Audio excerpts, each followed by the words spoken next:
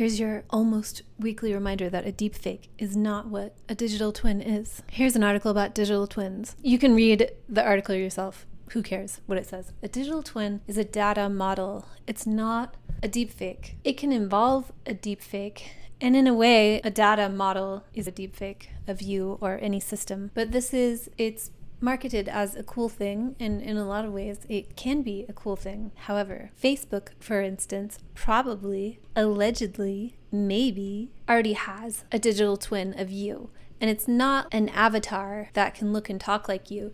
It's a data model that if you press its buttons in certain ways, or show it certain content, it will react, and thus the algorithm will know what pushes your buttons and what can get you to react. And the ability to push your buttons to get you to choose a line in the sand is very important for training artificial intelligence. So the conversation that is helping digital twins be promoted, like having a data model of you that we can play around with, and then we can see what you'll do if we serve you the same stimulus. That conversation is around privacy. So data sovereignty, data privacy, these things are needed. And if you have a digital ID that is a wallet, those are the same things now that records every single transaction and behavior on blockchain. You have a digital twin, and that's not a deepfake per se. It's a data model of all your choices. So privacy is what is ushering this in. This article is like an advertisement for cruise ships. It's 2025 almost, and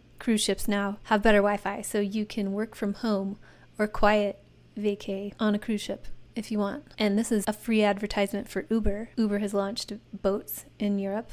They've also launched a private tour of the Seine in Paris called Uber Cruise. And there's also Uber Bubbles. I don't know how to say bubbles in French. I don't know why it isn't that, but I guess Uber is an English-speaking company. Uber Bubbles in France is a champagne tour. So the 2024 BIT conference is July 25th through 27th. And in addition to having Robert F. Kennedy Jr., who has been at all the blockchain conferences this year, ETH Denver, Consensus in Austin, the big ones. I don't know if that's all of them. In addition to him, Donald Trump will also be speaking at this conference.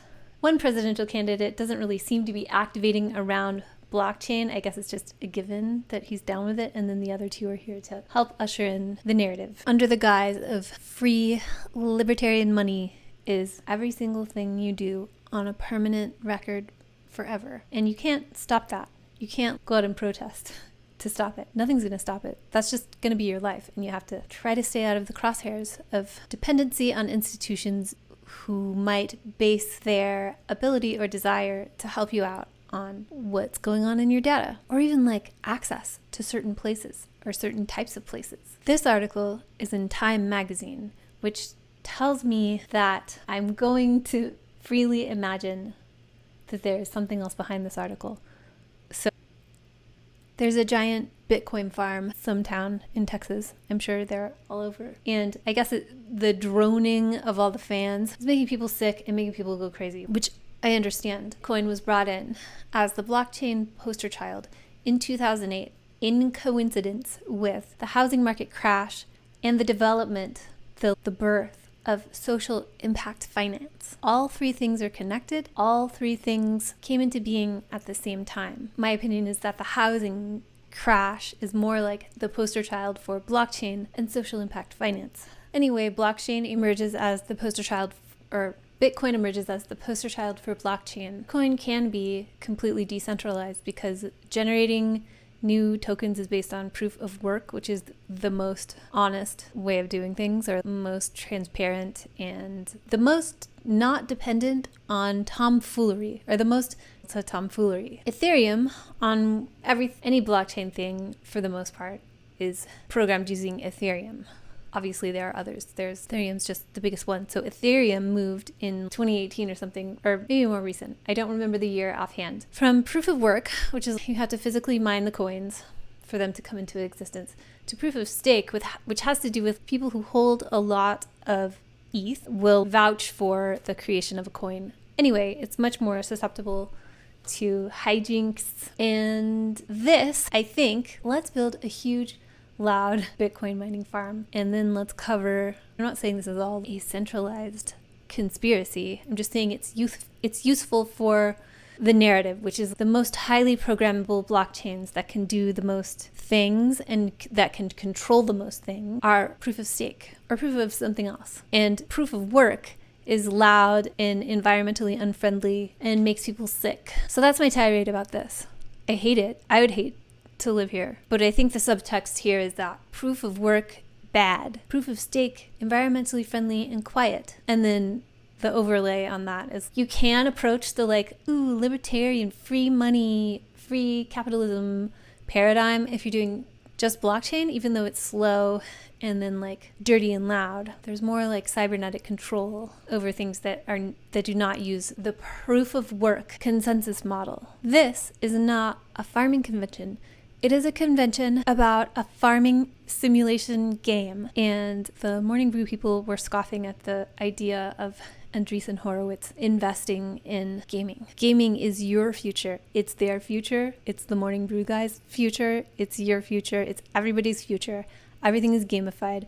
You're going to have to be very affluent to stay out of any kind of game, or just very disciplined and aware. So drones in New York on the beaches are angering the wildlife. And let's just have a moment of silence for New York City beaches and that experience. Right? I understand it's patrolling for sharks or people sinking, but it's not like beaches were a giant source of, I don't know. I'm not going to go on. I don't need to say anything else. Another type of drones, I saw these on the 4th of July. It's like UFO marketing. We are truly an invasive species. Okay, now my non-cynical take. This is pretty fun, and it's much quieter and non-animal scaring than fireworks. It's interesting they could do double duty of delighting you with a light show. Michael Kors has come out with an AI styling assistant, and it's basically the program from what Cher had in Clueless. This week's exploitation news, Apple is warning iPhone users in 98 countries of spyware attacks. And they're sending messages saying that Apple has detected that you're being targeted by a mercenary spyware attack. And the language they used to use was state-sponsored spyware attack. And it issued these messages most recently on April 10th and July 10th. Also, AT&T says there's been a criminal breach of pretty much everybody's data. If you're an AT&T customer, it's the phone numbers of both cellular and landline customers, as well as AT&T records of calls and text messages, such as who contacted who by phone or text between May 1st and October 31st, 2022, with some records from some customers, unspecified, from January 2nd, 2023. That's awfully specific. And the current consensus as of the time of this recording is that it was an American hacker in Turkey who is linked to the exploitation. What I want to know is when there's a data breach, does that make it public data or usable by the authorities? And there's a thing called mSpy, which is supposed to be to monitor your kids or your employees. And there was a data breach of customer service emails. So millions of customers have been exposed, customers of this software, people who use it to track other people, not necessarily with their consent. If you haven't already, watch the special report that I made. It talks about decentralized physical infrastructure networks, decentralized energy, and how that's going to onboard the masses onto Web3. And that circulates around this privacy discussion about your wallet, which is your identity, and this mass frequent exploitation narrative, like the hacking, the data breaches. Since I've been talking like this for several weeks, several months, it's hard to get out of the habit of being cynical and just being this is what's coming, and being chicken little about it. I've always been very interested in how to take care of my body in a world that's actively conspiring against me. And I think it has paid off. I started to talk about it on the internet, and then I started to write things about it and make products. And that's my other project, Beauty Grease. I just quietly posted a YouTube video to the Beauty Grease channel, which is at Beauty Grease on YouTube. And it's part 2 of a 4-part series on active ingredients. So part 1 I did a few months ago, and I just never got to putting out the rest of the videos because I stopped posting regularly because it's overwhelming sometimes. But this 4-part series is about active ingredients in skincare. So anyone who's a skincare nerd will talk about actives, and it's the things that do stuff to your skin. But really the best stuff you can do to your skin is taking care of yourself internally and adhering to some disciplines in your environment to support the optimal function of your body. And that's what makes your skin look good. Despite that, I still did a 4-part series on actives. So go watch that. I'm giving you a lot of homework, a lot of things to watch. This week, has the potential to be very surprising. And just a note, I often give dates of the last segment in a cycle. For instance, when I talk about the full moon, I'll talk about the previous dark moon in that sign 6 months before. And that ends up being a lot of stories to keep track of. It's because each cycle of time is a story, and we have multiple stories running at once and connecting with each other. If you're new to astrology, ask an astrologer what. Monday literally starts off with a bang with Mars conjoining Uranus. First thing in the morning. So tread lightly Monday morning. Don't let your guard down. And all we have for the rest of the day is the moon trining Saturn and squaring Mercury. We're trying to figure things out, make sense of things, structure them, get organized. And it might be okay, the actual act of getting organized, doing what needs to be done, but communicating to others what you're up to or what needs to be done, or hearing about the experience of others. Like, it's going to be hard to hear each other. Communication's not great, but organization is. And it's all like under the control of energy and frustration and being focused on a goal. But emotions will probably be explosive. The moon is in Scorpio on Monday. That's the moon gets stuck in like a loop that it doesn't want to come out of, when you're in a bad mood and you just, even if something good happens, you still want to be in a bad mood. That's the moon in Scorpio. Tuesday is busy and carries some more of that tension in with it. Although the moon trines the sun, maybe we're a little more emotionally connected Monday night coming into Tuesday. There's still a lot of tension with the moon opposing Uranus and then opposing Mars. So it might even be that whatever Mars conjunct Uranus was about gets activated on Tuesday, or if you thought something blew up in your face or had the potential to on Monday, you're not out of the woods on Tuesday. That's when it's activated. So it's very tense, and it makes me think of stuff that was going on at the beginning of 2020 through mid-2023. That's when the nodes were in the Taurus-Scorpio axis. This is like bringing that stuff up, bringing new stuff in. And then in the evening, things settle down. The moon trines Neptune, which is you're not coming out of your bad mood, but at least you feel good. So maybe you're like doing drugs or something. Just be careful. Watch a movie instead, maybe. Take a bath, but don't drown. But that's in the evening. At night, the moon moves into Sagittarius. So Tuesday, you might want to blow off steam and party after you take a bath and chill for a minute. Watch one episode of reality TV or something. The moon sextiles Pluto, and then Mercury moves into shadow. So watch my Mercury retrograde video, which is coming soon. I'll link it here when it comes out, which will probably be Wednesday. So Mercury is going to be moving retrograde through Virgo and Leo. And on Tuesday, July 16th, at the end of the day, like at night, Mercury reaches the degree that it will station direct August 28th. So Mercury retrograde begins now and ends August 28th. That's such a long time. But this depends on your relationship with Mercury. And I say this every time.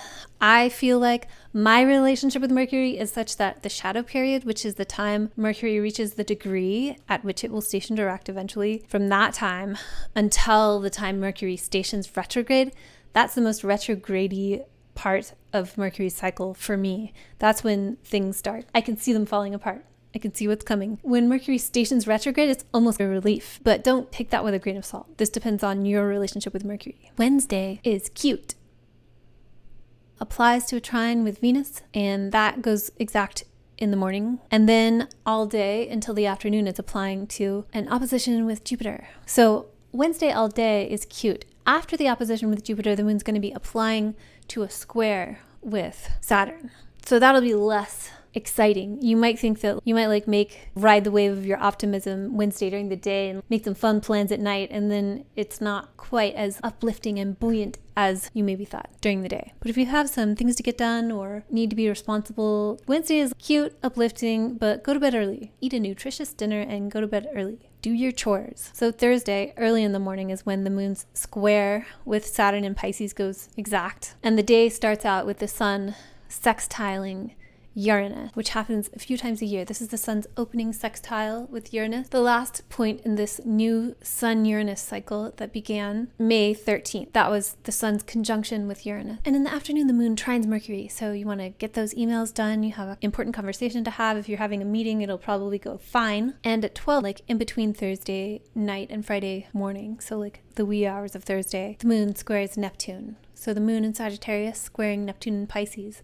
So there's wanting to be exploratory, enthusiastic, wanting to just move around with your legs. And Neptune in Pisces dragging it down, dragging the energy down, not necessarily to a bad place in the way that the moon in Scorpio would drag things down. It would be like it drags things into a less distinct, less overly enthusiastic place. Or you might just be like so delusional that it somehow gets you in trouble. Or it could be like just outrageously fantastical. But there's something grating about a need to have a lot of energy and then a need also to take a nap, take a bath, alter your consciousness somehow. So maybe something like pranayama could be good for the moon in Sagittarius, squaring Neptune in Pisces. That's the yogic breathing practice. So Friday, the only other thing that happens is the moon moves into Capricorn around 1 a.m. Pacific time. So if you're at the after party, it's going to become more business, more grounded, less all over the place, crazy. You're going to come to your senses. You're going to sober up if you're out late on Thursday. On Saturday, Mars sextiles Neptune. So relating back to what happened on Monday and Tuesday with Mars conjoining Uranus, this sextile with Neptune could be like cooling, quenching, calming, or just somehow dispersing the great concentrations, like heavy bursts of energy that happened Monday, Tuesday. And the moon in Capricorn sextiles its ruler Saturn in Pisces, and I find it this useful for that, to that end of cooling things, getting dispersed energies under control, doing something constructive with them. And the Mars sextile Neptune thing is like when you stub your toe and it hurts so bad and then it starts to feel better. You still have the injury. You maybe, even if like your toe is broken. And on Saturday afternoon, we get quite a shift in tone. So that stuff with Mars happens in the morning.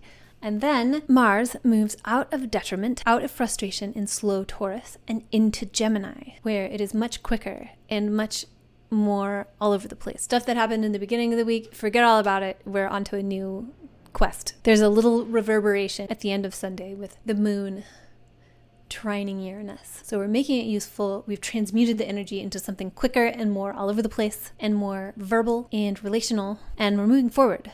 We're moving forward much more quickly than we have been the past 6 weeks. And the last time Mars was in Gemini, it had a retrograde phase. So that was August 20th, 2022 through March 25th, 2020. This is like a review period of what was going on then. You'll get some echoes of that and just whatever happens every time Mars enters Gemini for you.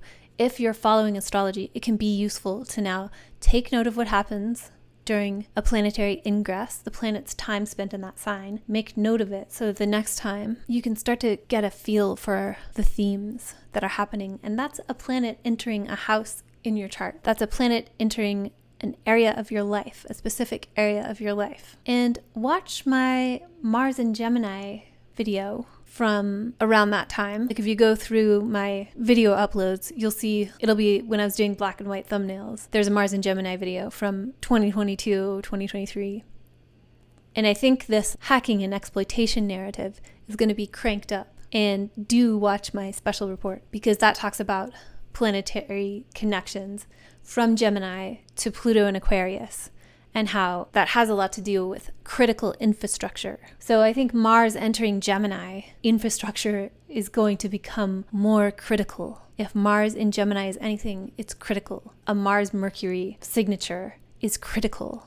So Mars making a trine to Pluto, which it does on Sunday, is literally like touching a planet, transiting a story that's dragging slowly through our infrastructure.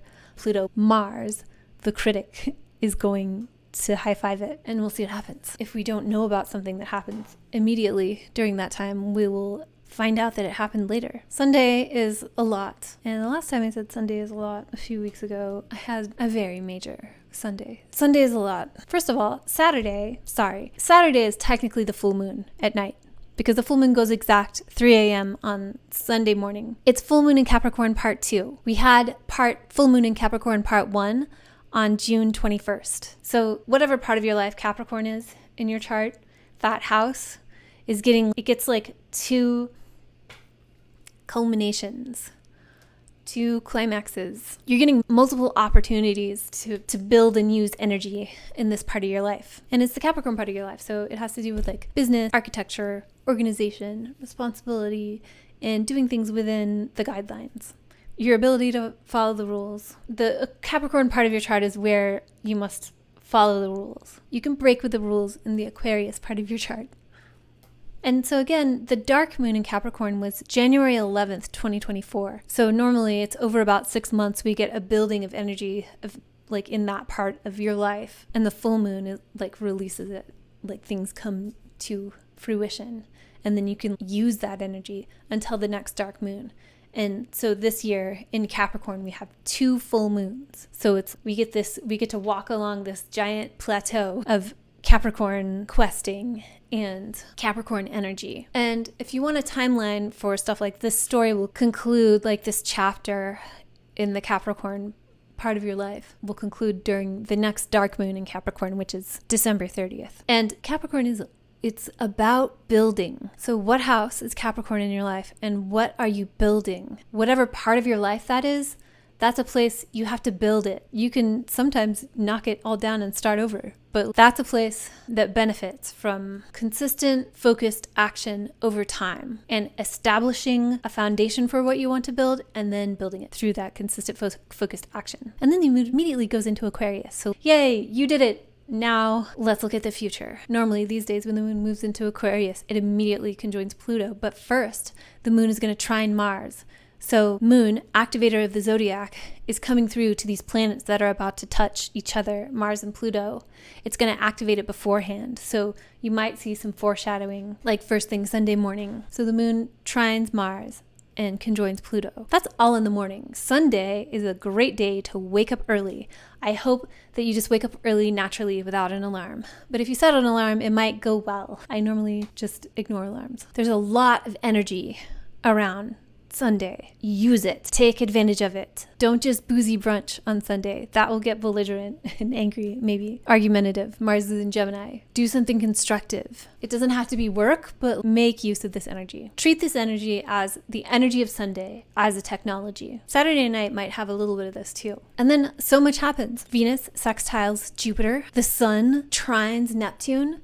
And so Venus sextiling Jupiter is very nice, very positive. It's Venus in Leo, sextiling Jupiter in detriment. So there's definitely something very relational and see and be seen about Sunday and all this week. Mercury makes its first square with Uranus. Mercury will square Uranus 3 times during this retrograde phase. Once on Sunday, and then later when it's retrograde, and then after that when it's direct again. So this Mercury retrograde is full of surprises, and you'll get like a taste of what's coming Sunday evening or Sunday afternoon, evening. The moon trines Neptune. All the energy, everything swirling around on Sunday.